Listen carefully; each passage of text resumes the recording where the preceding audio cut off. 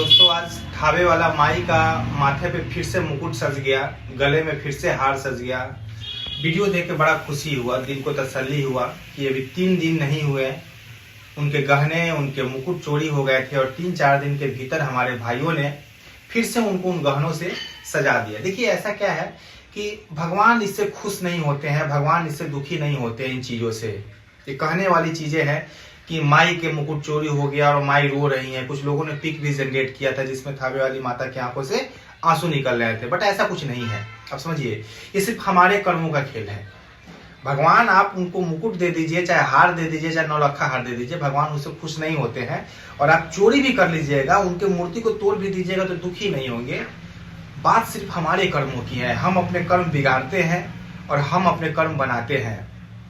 जो भाई पहले जो झारखंड के कोई व्यापारी थे जिन्होंने पहली बार थावे वाला माई के माथे पे मुकुट सजाया था, गले में हार सजाया था, तो उन्होंने अपना कर्म बनाया था, उनके शुभ कर्म हुए थे। और जिन चोर उचक्कों ने माता रानी का मुकुट चोरी किया था, हार चोरी किया था, उनके पैसे जेवरात चोरी किए थे, उसने अपना कर्म बिगाड़ा था। ये सिर्फ शुभ और अशुभ कर्म का खेल है। मैं ऐसा क्यों बोल रहा हूँ? क्योंकि कुछ लोगों के मन में ये चीज शंका है कि ए भाई भगवान है तो भगवान के माथा से मुकुट चोरी कर लिया, थावे वाला माई की इतना कृपा पता, थावे वाला माई कुछ कैली का है नहीं। बहुत ऐसे हमारे भाई होंगे जो बड़ा सीधे सपाटे होंगे। हम ये नहीं बोलेंगे वो लॉजिक लगा रहे हैं, वो सीधे होंगे कि ये भगवान इतना सर्वशक्तिमान है, वो अपना रक्षा खुद नहीं कर पाए, अपना मुकुट चोरी हो गया, गले का हार चोरी हुआ, वो कुछ करबे नहीं किए, तो हमारा हार का रक्षा कहाँ करेंगे? वो हमारा मुकुट हमारे गहना का कहाँ रक्षा करिए? नहीं, गलत है। भगवान ये गहना के लिए नहीं बने हुए हैं। भगवान इन सब चीजों से आपके कर्म डिसाइड करते हैं। आप अगर उनके ऊपर में 50 लाख रुपया दे दीजिएगा तो भगवान के पास कोई ऐसा नहीं कि भगवान का अकाउंट भर जाएगा। भाई वो अखिल ब्रह्मांड के स्वामी है, सारा ब्रह्मांड बनाए हुए हैं।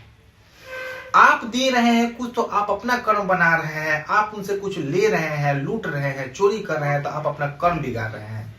वो तो देखने वाले हैं, वो तो आपके कर्म डिसाइड करेंगे।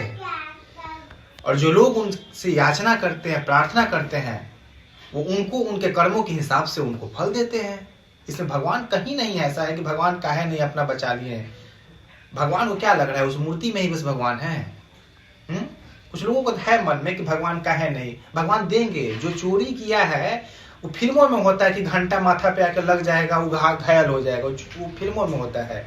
कुछ लोग का होगा ना, काहे नहीं, वहीं कुछ चमत्कार हो गया, उस चोर का मुंह से खून निकलने लगा। नहीं होगा ऐसा नहीं होता है, फिल्मों में होता है। वो भगवान सब कुछ कर्मों का लेखा जोखा है उनके पास में। जिसने चोरी किया उसको उसके कर्म की सजा भी मिलेगी, सब कुछ मिलेगी। और जो दोबारा से दे रहे हैं, माता रानी को फिर से सुसज्जित किए, उन्हें भी उनको अच्छे कर्म की सजा मिलेगी, अच्छे कर्म की फल मिलेगा। तो इसीलिए मन में मत संदेह रखिए कि माता रानी क्यों नहीं सजा दी। बाकी अच्छा लगा। हम अगर कुछ कर रहे हैं माता रानी के लिए तो हमारे करने से वो उनका बैंक बैलेंस नहीं भरेगा और हमारे सजाने से वो नहीं सजेंगी। कोई भी भगवान हमारे सजाने से नहीं सजेंगे। हम सजा के अपने मन की भावना दिखाते हैं कि हमारे लिए इतना भावना है भगवान के लिए। हमारा है क्या? हम उन्हीं का दिया हुआ उनको वापस करते हैं बस। तो अच्छा लगा भगवान के दरबार में फिर से उनके जो भी सजावट की चीज़ें थी ये फिर से सज गई। क्योंकि समाज में एक अच्छा संदेश जाता है। अगर ये संदेश गया है कि चोर लुटेरे हैं, सनातन में भी हैं जो चोरी कर लिए हैं, तो ये संदेश भी गया कि भगवान के दरबार को फिर से सजाने वाले लोग भी उतने ही अग्रसर हैं और उतने ही एक्टिव है। बाकी आपका क्या कहना है? आप जरूर कुछ बोलिए।